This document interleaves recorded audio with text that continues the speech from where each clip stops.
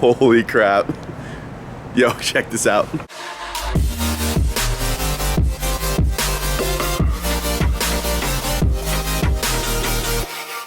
What's up guys, thanks for tuning in. My name is Gregson and welcome to Shifting Lanes. As you can probably see around me, it is snowing, and as you can probably hear around me, I'm in a bit of an industrial park here in Rocco, New Jersey, and I'm at a powder coating place, and we are taking these wheels and actually swapping them with this guy over here. This is Brandon. He is local to me, and he has a set, as you can see, of 4 18-inch Pegasus wheels, and I'm going to swap them, put them on this car, and it's going to look really, really cool. So let's check out these wheels. Let's meet Brandon. What's up, man? How's it going? Good to meet you finally. Good to meet you. This is Brandon. He is in a local Volvo chat with me, and these are the 18-inch Pegasus wheels. I currently have 17-inch wheels with tires that are absolutely destroyed, so we're getting rid of those. We're putting these on, but they are a little bit worse for wear. So some things here you can see there's a little bit of welding going on. Some of them have bends, but yeah, so this one has a big bend in it right here. Nice. This one has a huge crack right here, but what we're doing is we're here at Intuitive Powder Coating in Rocco, New Jersey, and they are full service refinishers. So Brandon was nice enough to agree to swap the 18s for these 17s, which is awesome of him. So thank you, dude. Thank you. Appreciate it. And yeah, we're gonna basically take these inside. We're gonna see what they do, and then I'm gonna drop them off, come back next week, and give you guys a little bit of how the process works with powder coating, refinishing wheels, because as you can see, I mean, they're very dirty, they're very scuffed up. You can see the front faces, they're pretty worse for wear, but these are going to look brand new and super good. And if you need Volvo parts, contact this guy, because he has a lot of Volvo parts locally in New Jersey. And where can people find you? Like email, Instagram, Facebook, wherever? Pretty much. Yeah? Yeah. What's your Facebook? Facebook is Brandon Riley Evans. Brandon Riley Evans. All right, so if you need some Volvo parts, check out Brandon Riley Evans. Especially if you're in New York, New Jersey, Connecticut, PA area, he has a ton of different stuff, especially really cool and really raggedy wheels. Thanks again to Brandon, and we'll catch you soon. See you, man. See ya. This is Rocco. He is co-owner and co-founder of Intuitive Powder Coating here in Rocco, New Jersey. Correct. As you can see, they're very busy. They basically do everything. These are just a bunch of pipes and brackets over here, but they also do wheels. There's a ton of wheels. You can see some hanging back here. On the other side of this wall is their showroom. I'll show you some of the wheels that they've done. What you guys are going to do is kind of explain it a little to me. You're going to take the wheels, reform them, and powder coat them, and basically turn them back to new, right? Yep, exactly. So what we'll do is we'll take the wheels, we will check them for any bends or cracks. If those are an issue, all the cracks will be fill welded, addressed, cool. And then they will be reheated and straightened. Awesome. So then from there it'll be perfectly balanced again. Cool. Then from there they go into a chemical dip, and pretty much all it does is just strips the wheel of any old paint, epoxies, powders. Essentially you get a raw casting again. Cool. From there we'll address any type of curb rash, any minor imperfections in the faces, barrels, etc. So great. Essentially you get a raw casting that's perfectly smooth again. That's awesome. Exactly. Very cool. And you guys can do any wheel essentially, right? It doesn't matter about size. Like, what if I brought like a donk in here? Would it be able to powder coat those huge donk wheels? We can do it. It might be a pain in the neck, but we'll do it for sure. All right. Well, I promise I won't be doing that because donks are stupid. So. No. But basically, my bag. So we have basically giant ovens all over the place. Really cool stuff. And what I'm going to do is I'm going to drop the wheels off now. We're going to come back in a week. We're going to check out some of the process, and we will see exactly how these wheels are done. And then we'll toss them on the car when everything's done. And I will show you guys what the color is going to be after, because they're silver now. It's going to be really cool after. You guys are going to make them awesome. I can't wait. Cool. Look brand new for you. Thanks so much, Rocco. Appreciate it. We'll see you in a few weeks. And yeah, don't forget to check out Intuitive Powder Coating, and we will come back and check out everything after that. So thank you, and see you soon. Sounds good. All right, guys. This is me actually taking a look at the wheels for the first time, so you're going to see my exact reaction. And I see him over there. Holy crap. Yo, check this out.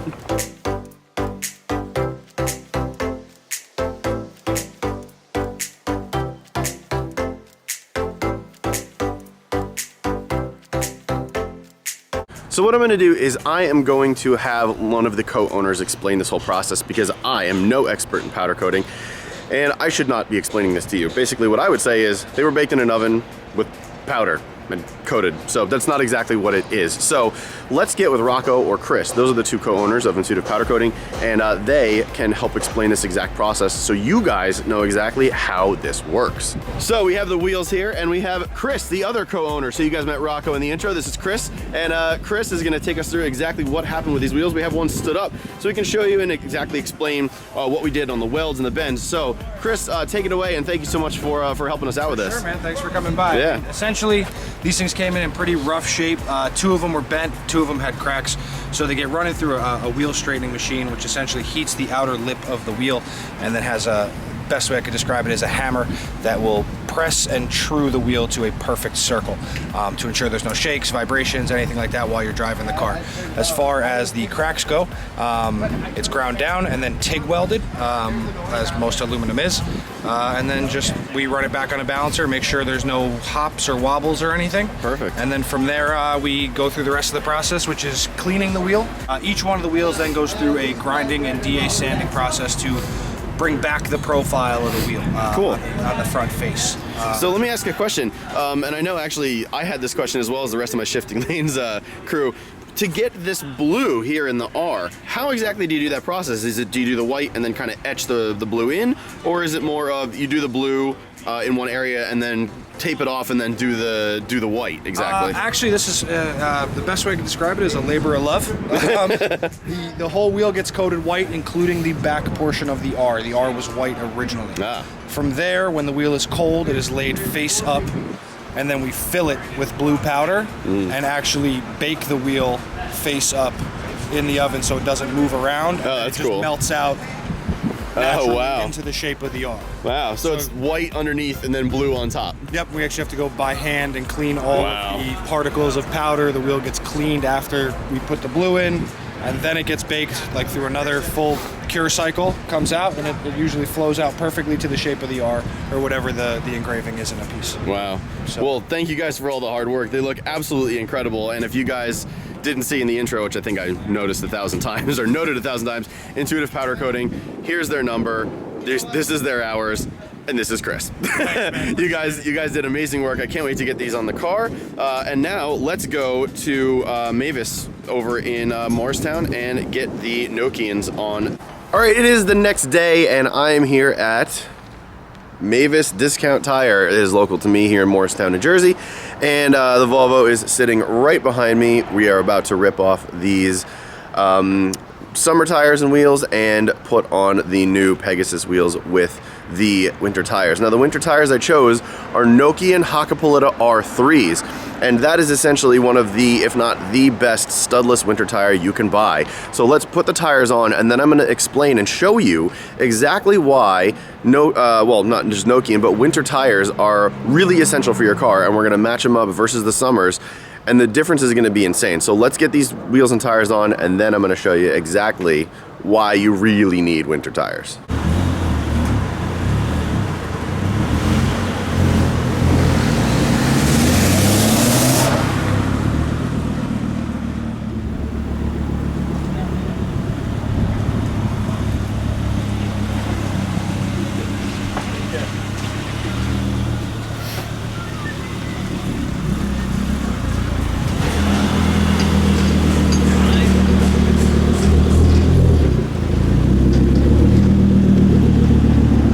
So we've migrated a bit further down the road, and I wanted to show you exactly what I was talking about before with these summer and winter tires. So let's spin the camera around, and I can show you exactly what I mean.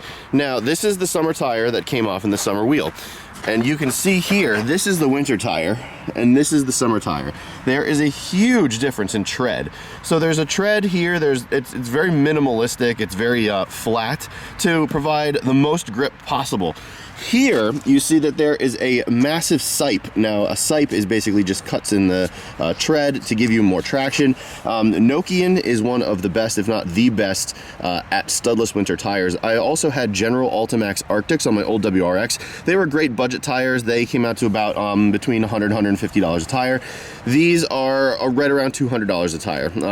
Now, the guys at Mavis hooked me up with a discount, not even through the channel. They didn't even know I had the channel before or when I called, but they helped me out a little bit, so you know, they were great.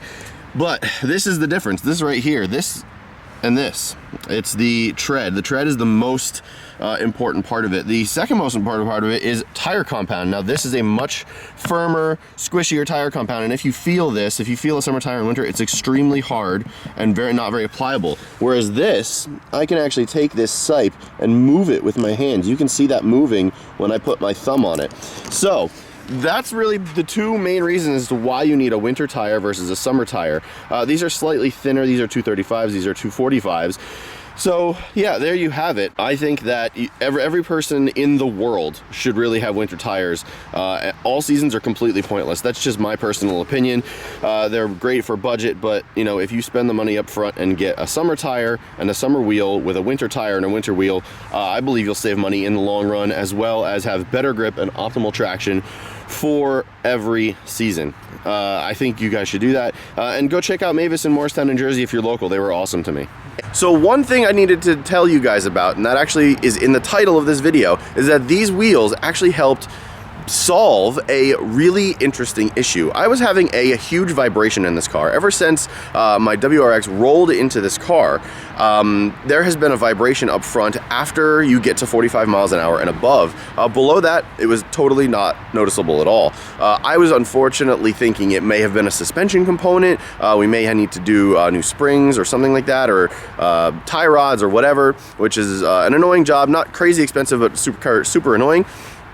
I put these wheels on and it actually solved the problem. I inspected the old summer tire and wheel, and it looks like they're in good shape. There's no cracks, no bends, so I don't believe it's the wheel. There's no bubbling in the tire on the front or back. I don't believe it's the tire.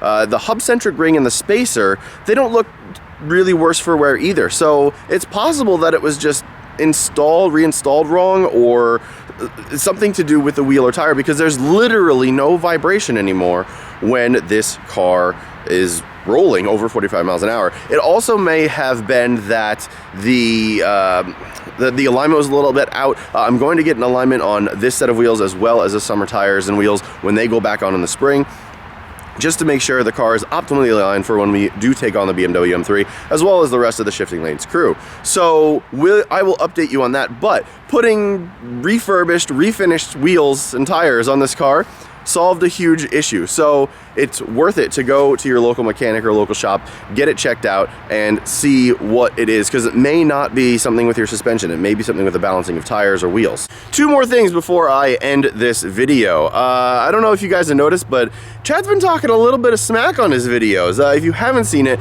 click the card above and you'll be able to go to one of his videos where he's been talking about how he lost the race because of this, that, and the other thing, and I don't know, there was, you know, a reflection off of swamp gas and blah, blah, blah, blah, blah. He was making all these excuses.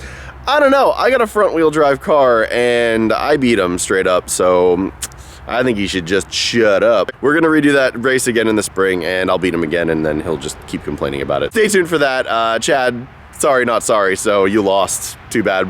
And now even in the winter with these on, I'm gonna beat you even worse. So you wanna go snow drifting? If you guys want to see us snow drift and do a snow autocross, why don't you leave it in the comments below, because I think that'd be really fun. Last and certainly not least, the Hilton Stage 2.5 tune. A lot of you guys have been asking about that because I retuned it after we installed the intake. Didn't really tell you much about the tune itself. The tune itself is a lot smoother than the Stage 2 tune as far as idling is concerned. The idle is very level. The Stage 2 tune was a little bouncy, but of course very safe. And this one is very, very flat. There's no rev hang at the beginning. It just levels out to about 700, 800, 900,000 RPM right off the bat. There is a bit of a boost issue. We are getting a bit of overboost when I go wide open throttle.